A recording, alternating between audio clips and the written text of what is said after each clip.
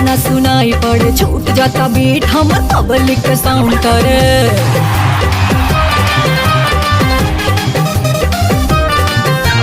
कैसे चलाई कमर गाना ना सुनाई पड़े, छूट जाता बीट हमर पब्लिक के साउंड करे। मुजफ्फरपुर के खाटी नचनिया बानी हाई भाई, डीजे वाला वॉल्यूम बढ़ाई, डीजे वाला वॉल्यूम बढ़ाई, डीजे वाला वॉल्यूम बढ़ाई, डीजे वाला वॉल्यूम बढ़ाई।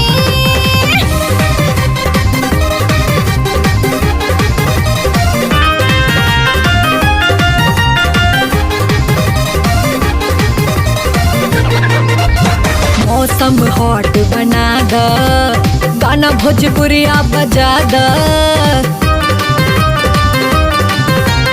मौसम हॉट बना द, गाना भोजपुरिया बजा द। हीरो पवनवा के फैन एजा बाड़े, लॉलीपॉप गाना बजा द। आइल बानी मनोरंजन करे, ऐसे ना जिया छछनाई, ऐसे ना जिया छछनाई नाई।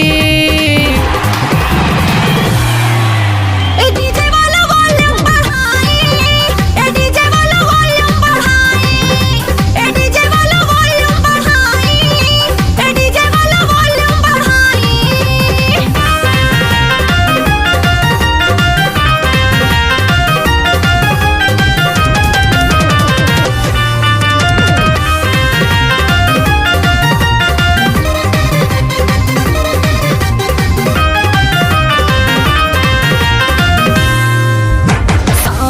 के चक्कर में बिगड़ी हमनी के साटा,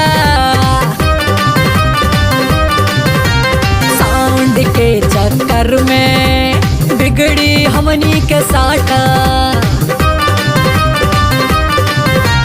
अचके में लाग जाई सुन साउंड वाले भाई, मार दी ही गुस्सा में चाटा। इस जगह पे करब आज रस लीला, डिस्को लाइट जलाई, डिस्को लाइट जलाई जलाई।